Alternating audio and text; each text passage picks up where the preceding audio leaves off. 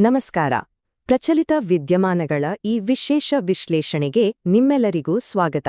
ಬನ್ನಿ, ನಮ್ಮ ದೇಶ, ವಿದೇಶ ಹಾಗೂ ರಾಜ್ಯದಲ್ಲಿ ನಡೆದ ಪ್ರಮುಖ ಬೆಳವಣಿಗೆಗಳನ್ನ ಒಟ್ಟಿಗೆ ಅರ್ಥ ಮಾಡಿಕೊಳ್ಳೋಣ. ಇವತ್ತಿನ ನಮ್ಮ ಚರ್ಚೆಯಲ್ಲಿ ಮುಖ್ಯವಾಗಿ 3 ಭಾಗಗಳಿವೆ. ಮೊದಲಿಗೆ ರಾಷ್ಟ್ರೀಯ ಮಟ್ಟದಲ್ಲಿ ಏನೆಲ್ಲ ಆಯ್ತು ಅಂತ ನೋಡೋಣ. ಆಮೇಲೆ ಅಂತಾರಾಷ್ಟ್ರೀಯ ವಿದ್ಯಮಾನಗಳತ್ತ ಒಂದು ನೋಟ ಹರಿಸೋಣ. ಮತ್ತು ಕೊನೆಯದಾಗಿ ನಮ್ಮ ಕರ್ನಾಟಕ ರಾಜ್ಯದ ಪ್ರಮುಖ ಸುದ್ದಿಗಳನ್ನ ವಿವರವಾಗಿ ತಿಳ್ಕೊಳ್ಳೋಣ.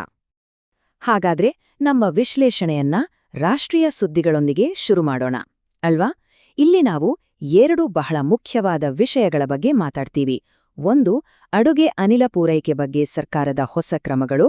ಇನ್ನೊಂದು, ದೇಶದಾದ್ಯಂತ ಚರ್ಚೆಯಲ್ಲಿರುವ ಏಕರೂಪ ನಾಗರಿಕ ಸಂಹಿತೆಯ ಬಗ್ಗೆ.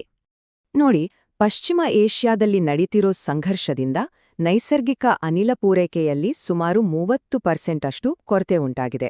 ಈ ಸಮಸ್ಯೆಯನ್ನ ನಿಭಾಯಿಸೋಕೆ ಸರ್ಕಾರ ಅಗತ್ಯ ವಸ್ತುಗಳ ಕಾಯ್ದೆ 1955 ಅನ್ನ ಜಾರಿಗೆ ತಂದಿದೆ.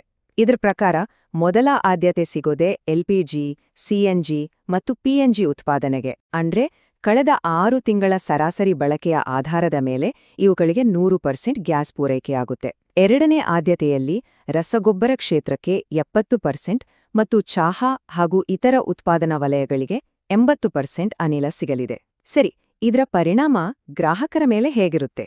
ದೇಶದಾದ್ಯಂತ ಎಲ್ಪಿಜಿ ಸಿಲಿಂಡರ್ ಬುಕ್ ಮಾಡಿದ್ರೆ 25 ದಿನ ಕಾಯ್ಬೇಕಾಗಬಹುದು. ನಮ್ಮ ಕರ್ನಾಟಕದಲ್ಲಿ ಈ ಕಾಯುವಿಕೆ ಅವಧಿ 30 ದಿನಗಳವರೆಗೆ ಇರಬಹುದು. ಈಗ ಇನ್ನೊಂದು ಬಹಳ ಮುಖ್ಯವಾದ ವಿಷಯ, ಒಂದು ಸಾರ್ವಜನಿಕ ಹಿತಾಸಕ್ತಿ ಅರ್ಜಿಯ ವಿಚಾರಣೆ ನಡೀತಿತ್ತು. ಆವಾಗ ಸುಪ್ರೀಂ ಕೋರ್ಟ್ ಒಂದು ಮಹತ್ವದ ಮಾತನ್ನ ಹೇಳಿದೆ. ಏನಪ್ಪಾ ಅಂದ್ರೆ, ದೇಶದ ಎಲ್ಲ ಮಹಿಳೆಯರಿಗೂ ಸಮಾನ ಹಕ್ಕುಗಳು ಸಿಗ್ಬೇಕು ಅಂದ್ರೆ ಏಕರೂಪ ನಾಗರಿಕ ಸಂಹಿತೆ ಅಂದ್ರೆ ಯುಸಿಸಿ ಜಾರಿಯಾಗೋದೊನ್ನೇ ದಾರಿ ಅಂತ ಅಭಿಪ್ರಾಯಪಟ್ಟಿದೆ. ಇದು ದೇಶದಲ್ಲಿ ಒಂದು ದೊಡ್ಡ ಚರ್ಚೆಯನ್ನೇ ಹುಟ್ಟಾಕಿದೆ. ಅಷ್ಟಕ್ಕೂ ಈ ಚರ್ಚೆಯ ಮೂಲ ಎಲ್ಲಿದೆ? ಈ ಸ್ಲೈಡ್ ನೋಡಿದ್ರೆ ನಮ್ಗೆ ಸ್ಪಷ್ಟವಾಗಿ ಅರ್ಥ ಆಗುತ್ತೆ. ನೋಡಿ, ಶರಿಯತ್ ಕಾನೂನಿನ ಪ್ರಕಾರ ಆಸ್ತಿಯಲ್ಲಿ ಮಹಿಳೆಗೆ ಸಿಗೋ ಪಾಲು ಪುರುಷನಿಗೆ ಸಿಗೋ ಪಾಲಿನ ಅರ್ಧದಷ್ಟು ಮಾತ್ರ. ಆದ್ರೆ ನಮ್ಮ ಭಾರತದ ಸಂವಿಧಾನದ 14ನೇ ವಿಧಿ ಏನ್ ಹೇಳುತ್ತೆ? ಅದು ಪ್ರತಿಯೊಬ್ಬ ನಾಗರಿಕನಿಗೂ ಸಮಾನತೆಯ ಹಕ್ಕನ್ನ ಕೊಡುತ್ತೆ.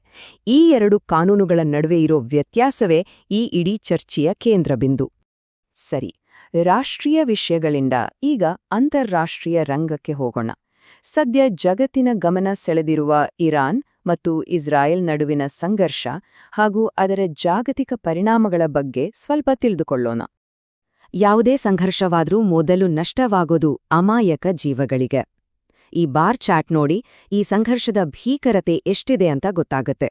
ವರದಿಗಳ ಪ್ರಕಾರ ಇರಾನ್ನಲ್ಲಿ 1130 ಜನ, ಲೆಬನಾನ್ನಲ್ಲಿ 397 ಜನ ಮತ್ತು ಇಸ್ರೇಲ್ನಲ್ಲಿ 11 ಜನ ಪ್ರಾಣ ಕಳ್ಕೊಂಡಿದ್ದಾರೆ. ಇವು ಕೇವಲ ಅಂಕಿ ಸಂಖ್ಯೆಗಳಲ್ಲ, ಈ ಸಂಘರ್ಷದ ದುರಂತಮಯ ಮುಖವನ್ನ ನಮ್ಮ ಕಣ್ಣು ಮುಂದೆ ಇಡುತ್ತೆ. ಈ ಸಂಘರ್ಷದ ಬಿಸಿ ಕೇವಲ ಆ 2 ದೇಶಗಳಿಗೆ ಮಾತ್ರ ತಟ್ಟಿಲ್ಲ, ಇಡೀ ಜಗತ್ತಿನ ಮೇಲೆ ಇದರ ಪರಿಣಾಮ ಬೀರ್ತಾ ಇದೆ. ನೋಡಿ, ಇರಾನ್ನ ಸೇನಾಪಡೆ ಪಾಶ್ಚಿಮಾತ್ಯ ದೇಶಗಳಿಗೆ ತೈಲ ರಫ್ತು ಮಾಡೋದನ್ನ ನಿಲ್ಲಿಸಿದೆ. ಇದ್ರಿಂದ ಹೋರ್ಮುಜ್ ಜಲಸಂಧಿ ಅಂದ್ರೆ ಜಗತ್ತಿನ ಪ್ರಮುಖ ತೈಲ ಮಾರ್ಗ, ಅದರ ಮೇಲೆ ಹಿಡಿತ ಸಾಧಿಸೋಕೆ ಪೈಪೋಟಿ ಹೆಚ್ಚಾಗಿದೆ. ಈ ಬಿಕ್ಕಟ್ಟಿನ ಬಗ್ಗೆ ಅಮೆರಿಕ ಮತ್ತು ರಷ್ಯಾದ ಅಧ್ಯಕ್ಷರು ಕೂಡ ಮಾತುಕತೆ ನಡೆಸಿದ್ದಾರೆ. ಈತ ನ್ಯಾಟೋ ಟರ್ಕಿಲಿರೋ ತನ್ನ ಸೇನಾ ನೆಲೆಗಳನ್ನ ರಕ್ಷಿಸಿಕೊಳ್ಳೋಕೆ ಹೆಚ್ಚುವರಿ ವಾಯು ರಕ್ಷಣಾ ವ್ಯವಸ್ಥೆಗಳನ್ನು ನಿಯೋಜಿಸಿದೆ. ಮತ್ತೊಂದೆಡೆ ಅಜರ್ಬೈಜಾನ್ ಯುದ್ಧದಿಂದ ಸಂಕಷ್ಟದಲ್ಲಿರೋ ಇರಾನ್ಗೆ ಮಾನವೀಯ ಸಹಾಯ ಕಳಿಸಿದೆ. ಸರಿ, ಈಗ ನಮ್ಮ ರಾಜ್ಯದ ಕಡೆ ಬರೋಣ. ಕರ್ನಾಟಕದಲ್ಲಿ ಏನೆಲ್ಲ ಪ್ರಮುಖ ಬೆಳವಣಿಗೆಗಳಾಗಿವೆ ಅಂತ ನೋಡೋಣ.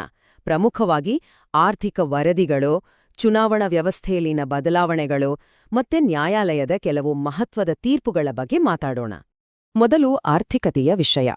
5ನೇ ರಾಜ್ಯ ಹಣಕಾಸು ಆಯೋಗದ ವರದಿ ಮತ್ತು ಆರ್ಥಿಕ ಸಮೀಕ್ಷೆ ಪ್ರಕಾರ 2017-18ರಿಂದ ಇಲ್ಲಿವರೆಗೆ ಕೇಂದ್ರ ಸರ್ಕಾರದಿಂದ ನಮ್ಮ ರಾಜ್ಯಕ್ಕೆ ಬರಬೇಕಿದ್ದ ಹಣದಲ್ಲಿ ಬರೋಬ್ಬರಿ 2.88 ಲಕ್ಷ ಕೋಟಿ ನಷ್ಟವಾಗಿದೆ.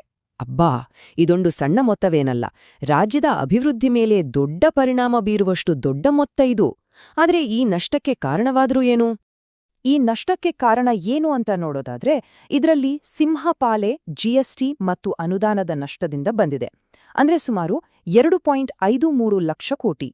ಅಷ್ಟೇ ಅಲ್ಲ, ಕೇಂದ್ರದ ತೆರಿಗೆಯಲ್ಲಿ ನಮ್ಮ ರಾಜ್ಯದ ಪಾಲು ಕಡಿಮೆಯಾಗಿರೋದ್ರಿಂದ 12,000 ಕೋಟಿ, ಕೇಂದ್ರ ಸರ್ಕಾರದ ಯೋಜನೆಗಳ ಹೊರೆಯಿಂದ 23,402 ಕೋಟಿ ಮತ್ತು ಜಲಜೀವನ್ ಮಿಷನ್ ಹೊರೆಯಿಂದ 13,000 ಕೋಟಿ ನಷ್ಟವಾಗಿದೆ. ಆರ್ಥಿಕತೆಯಿಂದ ಈಗ ಚುನಾವಣಾ ವ್ಯವಸ್ಥೆಯ ಕಡೆ ಬರೋಣ. ಸ್ಥಳೀಯ ಸಂಸ್ಥೆಗಳ ಚುನಾವಣೆಗಳಲ್ಲಿ ಅಂದ್ರೆ ಗ್ರಾಮ ಪಂಚಾಯಿತಿ, ತಾಲೂಕು ಪಂಚಾಯಿತಿ ಚುನಾವಣೆಗಳಲ್ಲಿ ಒಂದು ದೊಡ್ಡ ಬದಲಾವಣೆ ತರಲು ಸರ್ಕಾರ ಮುಂದಾಗಿದೆ. ಅದೇನಪ್ಪಾ ಅಂದ್ರೆ ಈಗಿರೋ ಇವಿಎಂ ವ್ಯವಸ್ಥೆಯ ಬದಲು ಹಳೆಯ ಮತಪತ್ರ ವ್ಯವಸ್ಥೆಯನ್ನೇ ವಾಪಸ್ ತರೋಕೆ ಒಂದು ತಿದ್ದುಪಡಿ ಮಸೂದೆ ಮಂಡಿಸಲಾಗಿದೆ. ಚುನಾವಣೆಗಳಲ್ಲಿ ಇನ್ನಷ್ಟು ಪಾರದರ್ಶಕತೆ ತರೋದು ಇದರ ಮುಖ್ಯ ಉದ್ದೇಶ ಅಂತ ಹೇಳಲಾಗ್ತಿದೆ.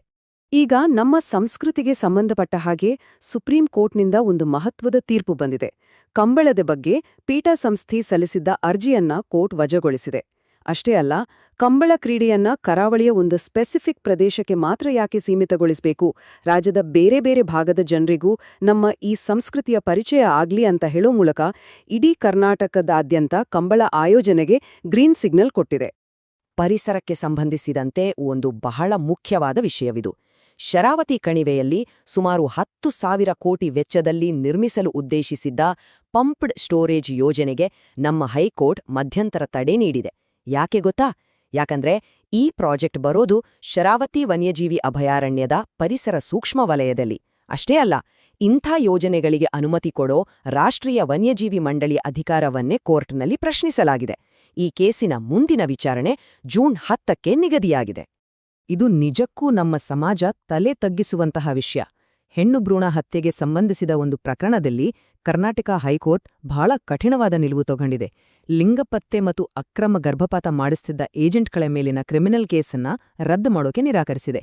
ಕೋರ್ಟ್ ಹೇಳಿರೋ ಮಾತ್ ನೋಡಿ, ಹೆಣ್ಣು ಭ್ರೂಣ ಹತ್ಯೆ ಅನ್ನೋದು ಕೇವಲ ಒಂದು ಅಪರಾಧ ಅಲ್ಲ, ಅದು ನಮ್ಮ ಸಮಾಜಕ್ಕೆ ಒಂದು ನೈತಿಕ ಕಳಂಕ, ನಮ್ಮ ಸಂವಿಧಾನಕ್ಕೆ ಮಾಡಿದ ಅವಮಾನ. ನೋಡಿ, ತಂತ್ರಜ್ಞಾನ ಎಷ್ಟೆಲ್ಲ ಬೆಳೆದ್ರೂ ಅದನ್ನ ದುರ್ಬಳಕೆ ಮಾಡ್ಕೊಳ್ಳೋರು ಇದ್ದೇ ಇರ್ತಾರೆ. ಇದಕ್ಕೆ ಇದೊಂದು ದೊಡ್ಡ ಉದಾಹರಣೆ. ರಾಜ್ಯದ ಕಾವೇರಿ 2 ಪೋರ್ಟಲ್ ಅಂದ್ರೆ ಆಸ್ತಿ ನೋಂದಣಿ ವೆಬ್ಸೈಟ್ನಲ್ಲಿ ಬರೋಬ್ಬರಿ 1332 ಆಸ್ತಿ ದಾಖಲೆಗಳನ್ನ ಕಾನೂನುಬಾಹಿರವಾಗಿ ತಿದ್ದುಪಡಿ ಮಾಡಲಾಗಿದೆ. ಈ ಖಾತಾ ಸಿಸ್ಟಂನಲ್ಲಿದ್ದ ಒಂದು ಲೋಪವನ್ನ ಬಳಸ್ಕೊಂಡು ಈ ದೊಡ್ಡ ಮಟ್ಟದ ಸೈಬರ್ ವಂಚನೆ ಮಾಡಲಾಗಿದೆ.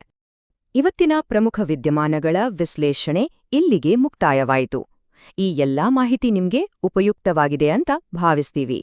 ಮತ್ತಷ್ಟು ಪ್ರಚಲಿತ ವಿದ್ಯಮಾನಗಳ ಆಳವಾದ ವಿಶ್ಲೇಷಣೆಯೊಂದಿಗೆ ಮುಂದಿನ ಬಾರಿ ಮತ್ತೆ ಭೇಟಿಯಾಗೋಣ. ಧನ್ಯವಾದಗಳು.